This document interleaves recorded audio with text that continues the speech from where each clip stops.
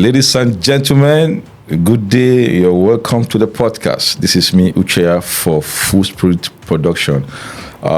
This is we're talking about DURUMI Super League 5.2, and I am here with the major actors that really acted behind the scenes of the Super League. I have with me, as usual, he's been more frequent than so many people here, Blackchild, aka Blackchild, but born and was named Ayodeji Oluwarotimi Ojo.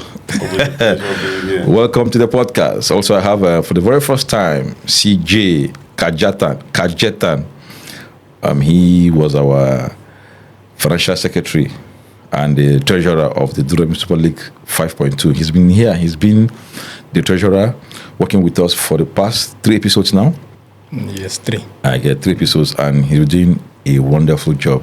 But before now, he was the captain of Edu Wolves. Comrade Dragons. He's been the winner. He captained Comrade Dragon on his first appearance. Yes. They won the Super League. I was in 3.2. 3.2. And 4.1, they never showed up. They disappeared. And they came back. He came back for Edu Wolves in 4.1. 5.1, and he was the champion.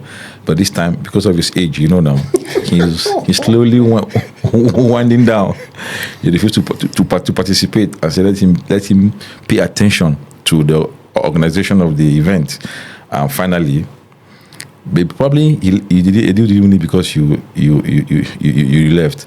But there has been rumors that first of all, welcome to the podcast. It's a pleasure being on the show. There were rumors, or we saw that because of your involvement in the refereeing of the tournament, you are so mean on Edu Wolves, because as a former captain, in a bid not to be fair to him, you were at the same time hard on him. How would you explain that? First and foremost, I wouldn't say I was mean or too hard on him. When you officiate tournaments like this, you have to try to find a balance, to make sure that you don't cross to this side or cross to this side. So I just try to keep the balance to ensure that, because definitely some players will always see that since I was one time captain of Edu Wolves, that I could be biased. But I just did my thing, tried to find the right balance to ensure that everybody is happy at the end of the day. But were there matches you officiated that you went back home to ask yourself to reflect on, like by saying, if I had known, I should have done this differently? Was there any match like that? Yes. Because you were involved in if there were like 4 big decisions in the Super League, you were involved in 3. Yes. I think the only match I felt probably, because I hate to cut controversies. The one where I think it was between was it Allen Foxes, the one where Allen Foxes and Bassi Sparrows, where I should have waited to see the final outcome of the ball. Okay, Bassi Sparrows against Soso Lions. Against Soso Lions, right? That was on the final day. Yes. Soso Lions. Final day. Yes. Nana was involved in it. Yes, against Soso Lions. Thank you. Yes. I think that was one game I felt, because of the controversy and the rest of it, probably if I didn't blow that whistle at that time, probably that goal would have crossed the line, and then would have been given for Bassi Sparrows and would have been saying a different thing. Yeah, that would have made Allen Foxes come last on the table. Exactly. If that had happened, because Bassi Sparrows would have sprung to third position. Third position, because they lost 2 points. If you had drawn the last game like we drew, would have ended third. Okay. Yes. Okay. You had to superior goal difference. Yes. Okay. All right. I think so. I think that was actually the only game I felt okay. Probably I should have done a bit better, but it was my first time officiating a major tournament, so I think. Well, you're not really here because you're a referee. there will be a podcast for refereeing. This is for because you are an organizer. And I want to ask Blackchild as part of the organizers. Yeah. Okay, we will not talk about it without mentioning the refereeing as well. I don't know if you scored them the last time you were here. Did you score the referees? No. You never scored them. So assessing their performance, Mr. Chukwuemeka and Mr. CJ, how would you want to rate them? Did they live up to the billing for you? First of all, as someone who has been in football for so long and a qualified coach, it's not easy being a referee. It's even more difficult being a referee than a player because the referee can't decide the game. So there's so much pressure on them. And knowing the last week, the pressure CJ was in at that moment was too much. So totally, I'll give them like 75%. It's very difficult to give a referee 100%. Oh, very, very. It's very difficult. So I think 75% is actually very good. Excellent. So, but were there places, situations where you felt, apart from this one he mentioned, were there any instance where you felt they didn't live up, that you felt they would have done more, and maybe you approached them and they didn't want to hear what you were saying? No, yes, at the heat of the moment, of course, I had my moments with referees, but I think generally they did very well. All the situations that caused controversy in the 5.2 were actually correct decisions if you look at it in the end. Maybe a couple, maybe one or two, but if you look at, let's say, 10 controversies in the tournament, only maybe one or two were wrong, which is actually a good outcome for the referees. Okay, so for Chukwuemeka, that was not his first tournament. He's been with us. I can say from the very first day we started the Super League, from 1.1 up to today, he's been there. He might not be the best referee in terms of world class refereeing. You can't compare the facilities we have here to being like officiating in the major leagues in Europe. You don't have the standard assistant referee. Yes. You don't have people running the lines for him. Yes. You don't have an assistant referee outside and all that. How would you rate his growth so far? Like you said, he has been with us for a very long time. I think he's been very consistent. I think that's one thing I can give to Chukwuemeka. He's been very consistent with his decision making. I think one of the problems we had in the tournament was when Chukwuemeka is refereeing, you know what to expect. When CJ is refereeing, you know what to expect. So now, as a player, you have to balance the two of them. There are some fouls I'll give. I know Chukwuemeka won't give it. Chukwuemeka will give me a card. I know CJ won't. So with Chukwuemeka, he's been consistent. You've known him over the years. With CJ, we have to get used to him. So I think one good thing about Chukwuemeka, like you said, he's been with us for a while. He knows how the tournament is. He knows each player. Although they always say, don't rev the player, rev the situation. But Chukwuemeka also knows everybody, knows all the players, knows when to react and when to leave the ball. So Chukwuemeka has been very consistent. That's one thing I'll give to him. Very consistent with his decision making. Before I ask you one question, I want to ask him based on him not being able to people not know how he behaves on the pitch. I want to ask you this. Don't you think knowing the players, knowing how players behave has a way of affecting your officiating? That's what I said, they say referees, you ref the situation, not the player. It's like someone like, for example, Namaye, you know how he plays. It's not good for you sometimes to know it is Namaye. He came with a high tackle. That's not a good impression to go as a referee. Ref the situation, not the player. So I think it's not a good thing to have. But also it's also a good, if you know the player, it's also a good way to handle situations. Refereeing is also man management. If you know the players, you also know how to manage the game, manage the individual players, also even the team managers who are complaining outside. So it's also a good thing, but at the same time, sometimes ref the situation, not the player. Okay, CJ, the players on the pitch, I remember Lion of Sus Lions was saying that day that I don't. If you CJ, I know he will not flash a card. I got angry with that statement because I demand you to be bold when it came to. I wanted you to be bold when it came to giving the cards when necessary. I felt you were lenient on cards. A lot of them, in fact, you allowed the competition lose money because you hadn't fought for coming. We're trying not to be labeled the bad guy in quote, or it was just how the game rolled out for you. Okay, first and foremost, I am a player. I was a player. So before age came. No, not his hamstring gave way. So unfortunate circumstances. Yes, what I try to do in these games is I don't always want. I want the games to flow. I want players to be able to express themselves. So sometimes I feel if, for instance, you give a player a yellow card, for instance, it means somehow you have hampered that player's probably the way he will begin to approach The game. the game. Yeah. So I just feel for me, except when the foul is too Obvious. aggressive Yes. or excessive, you flash the card. In fact, most of the cards I gave during the tournament was even Decent. Decent, yes. Most of the cards, if you check, very few of them, because of maybe fouls, actual fouls. Because for me, it was just for the flow of the game. Because I just feel if players don't express themselves, the excitement won't be there, especially for the fans who are outside. They want to see the game. In fact, there was a game I refed. I think it was Tigers, White Tigers and Allen Foxes. That game, even I as the referee, I enjoyed because the game was Flowing. flowing back and forth. You understand? On what week was that? I think it was week 4. Week 4. Yeah, it was week The 4. match ended what? Was Can you- 0-0, I think so. 0-0. At the end of the day, 0-0.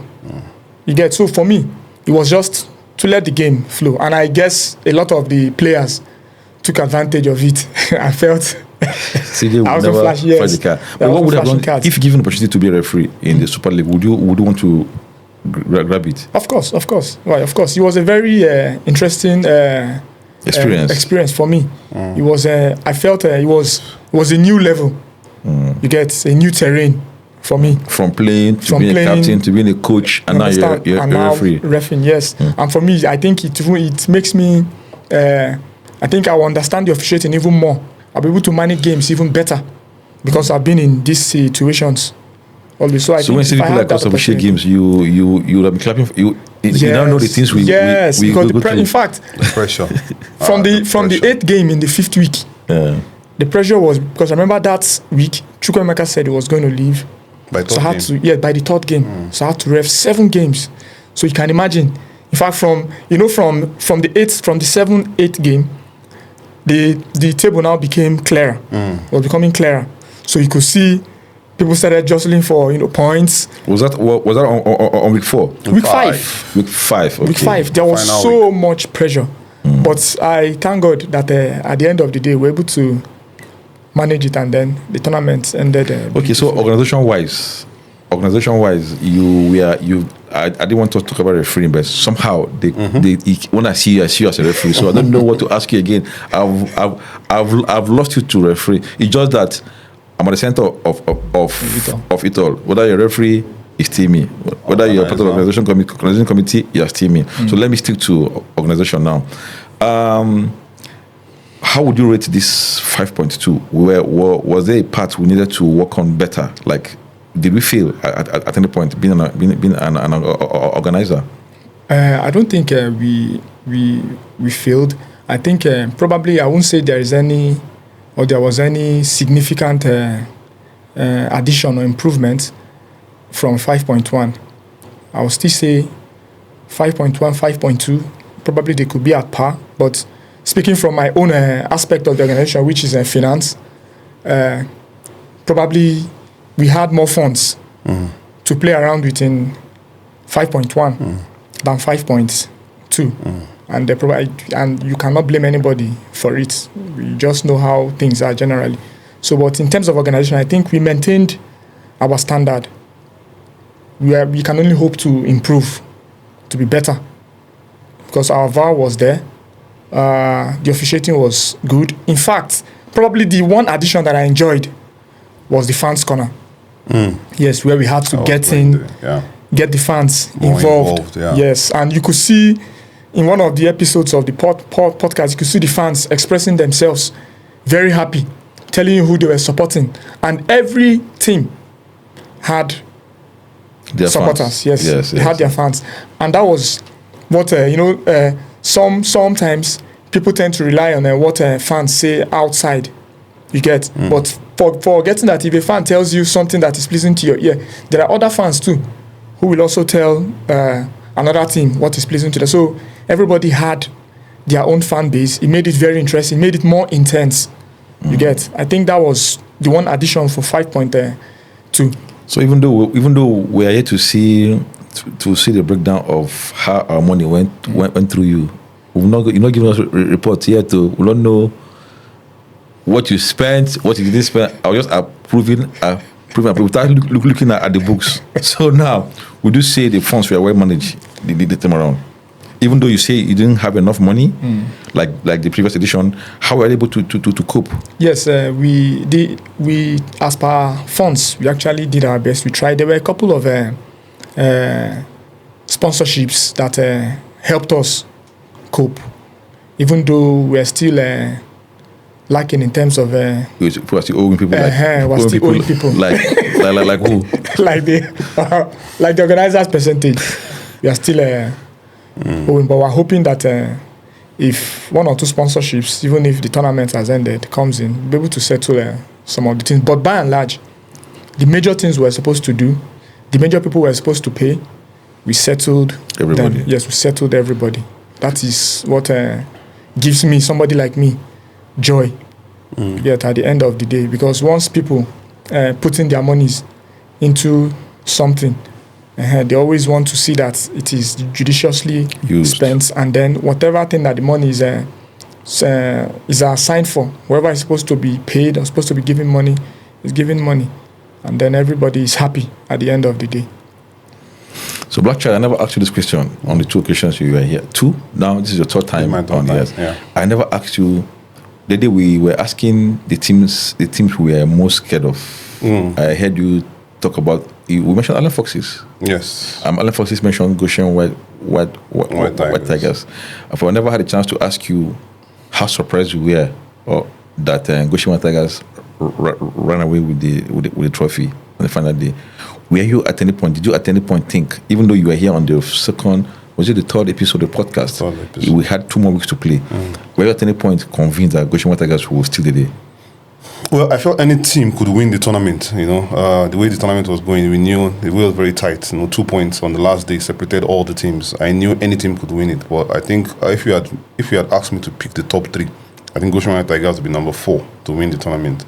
And they surprised me. Like me, I never saw them. I never mentioned their name. Yes, I think they surprised me. But at the end of the tournament, when you look at the quality of their team, they actually deserved it. After the tournament ended, I now sat down and analyzed Goshen White Tigers, and they had the best attack. Looking on paper, you can't have an Alfred and an Andy, Mike, who is an attacking midfielder, and then 2 quality wingers. I'm talking about the attackers now. Yes, Andy and Alfred, and you have Toby, the leader of the team. Those 4 players can win you a game at any time. A team like Soso Lions, we only had like 2 match winners in John and Lion who could carry the team. They had what they called 4 players who could carry the team. So they deserved the tournament at the end of the day. They played well, and of course, although they surprised me on winning it, but for me, they were a very good team. You mentioned the Goshen White Tigers versus Allen Foxes as the match you enjoyed the most. Which match gave you? And Allen Foxes or Soso Lions? The match you said ended 0-0 on match before. No, Goshen White Tigers and Allen Foxes. And Allen Foxes, okay. Did I say Soso Lions? No. Okay, this was the one you enjoyed the most.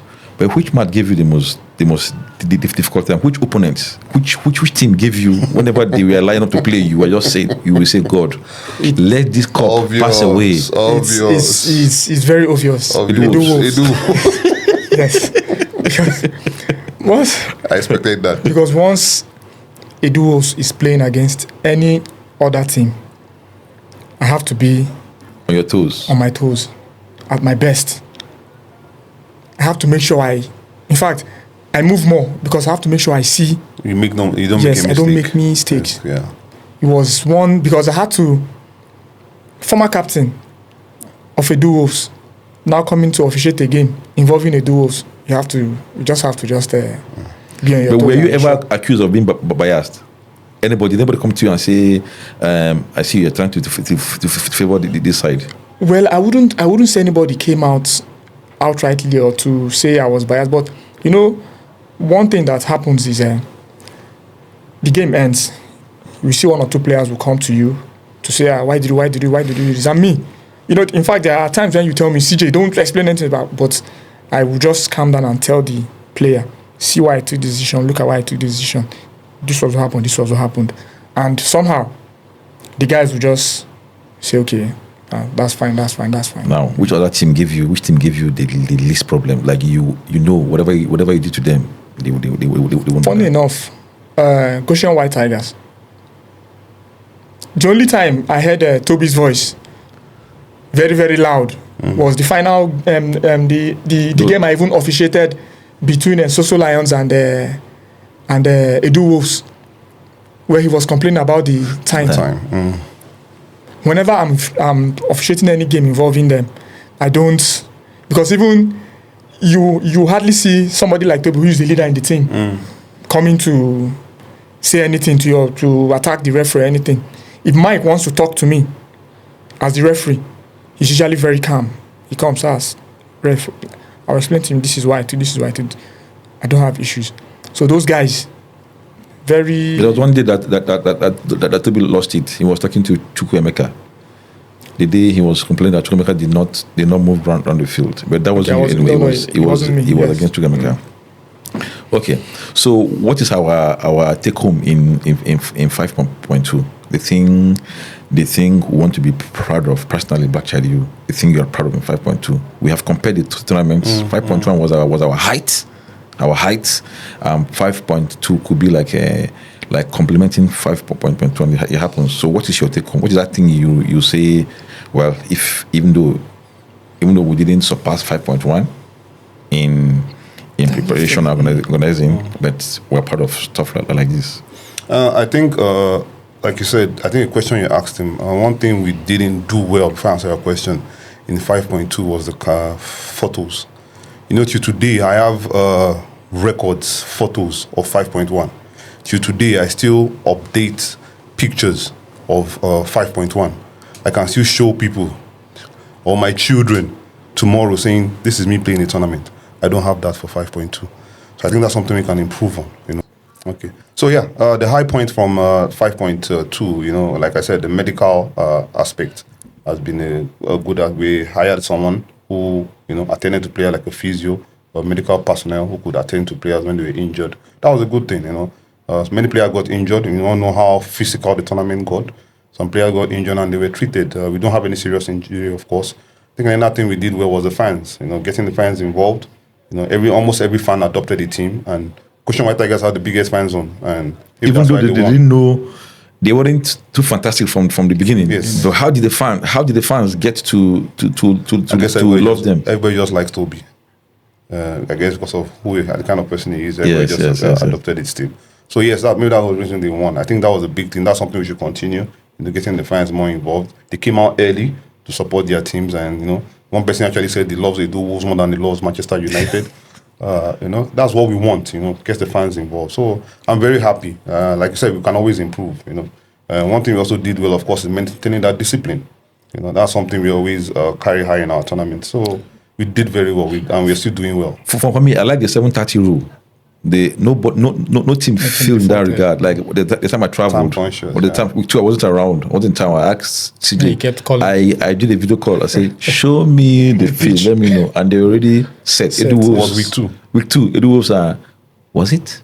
Allen Foxes. Foxes. And I was 7:31. The whistle now went. The whistle got blown at 7:31. I said, no problem, we are good. And I did the call. I like the fact that the teams now understand what we attach to this timing. 7:30 in the morning, if you fail, you go. Now going to 6.1, from your point of view as a referee and an official, what that one improvement, if given the chance, the opportunity to impute, what would you do? Probably it will be the VAR. Yeah. Probably the VR. Probably if there is any way we can raise more money for them, because you guys yes, because that's just what actually hampered us. This because you know in 5.2, that was why I keep saying 5.2 we had lots of money to play around with.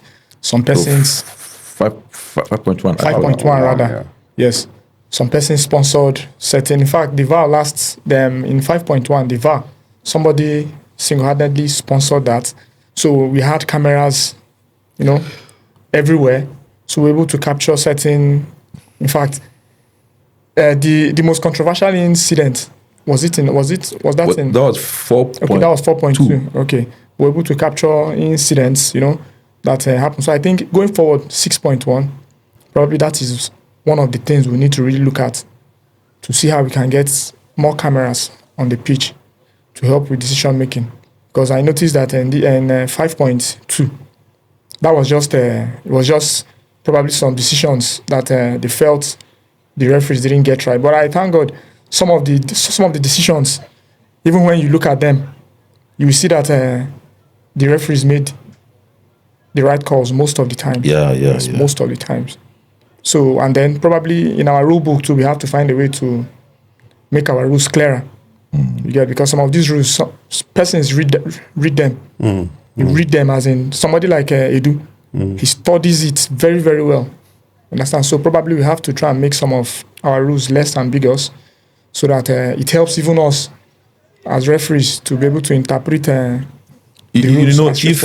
If I'll get to you, if the rules are published and people go back home to read and study and come, they can point out and say, I don't understand what this party is saying, or I don't think this is the best thing for it. But I feel people just see it posted and just feel everything will be fine. Now there were plenty of loopholes in this one because nobody also helped in making it come to pass.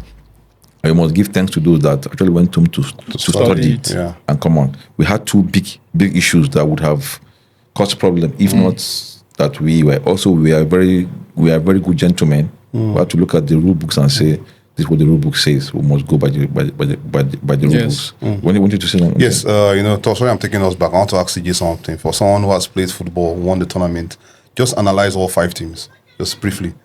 What's your opinion? Sure. Because you're a referee, so you saw all the 5 teams and you were neutral in a way. Just analyze all the 5 teams quickly. Okay, for me, Goshen White Tigers, for me, forget that they won the tournament. They had players that I like, the kind of players that I like. You want to play with. If you had picked a team to play with, that would be Goshen White Tigers. It would have been Goshen White Tigers. Because we'll have gone back to Edu. Somebody said that players look like red class. No, that's not what I mean. Even but that was your team. You had Habib there last time. You had Ephraim there last time. Yes. And then they do. And they do. But with these teams in 5.2, with the makeup of the teams, I think Goshen White Tigers won. Because when you talk about flair, they tend to have it. Yeah, they had it. When you talk about strength, when you want to be aggressive, they have it. Dogo is there. Ephraim is there. Is there to give them that aggression. Aliu, the central defender they signed. That central defender that they signed. Fantastic footballer. He can be aggressive. He wins everything in the air. Yes, he can be calm if he wants to be. I like them. Then Number two. Any other Edu Wolves? No, not even Edu Wolves. Allen Foxes. Oh. Another team I like. You know me, I like Flair. Yes, I like Flair. Flamboyance. Of course, with Alfred and Ensho, you exactly. You always love those kind of players. And Willie also. And Willie. Yes, Willie. It's Alfred. Yes. Yeah, Willie. I like them. Then I like Edu Wolves. I like Edu Wolves for one thing. Even when they are playing poorly, you see everybody still fighting. You see everybody still fighting. Edu's team has a kind of balance. Yeah. It's evenly spread, yes. There's a kind of balance. Probably what they lacked in 5.2 was, for me, I felt like their team owner, Edu, I think probably he focused so much on things outside the pitch. So for me, if you when we say that, what do you mean? I mean, decisions not going your way. Okay. I remember in the one where he fled or where he got the red, I think it was in week 2. No, week 2. I was around there in week 3. Week 3. That really, it's when he left the pitch, it affected his team negatively. Because that was it. They got their worst point. Yes, I think they had 1 point. It affected his team. Probably if that hadn't happened, maybe they would have scored more than a point, and by week 5 we could be saying a different story. True.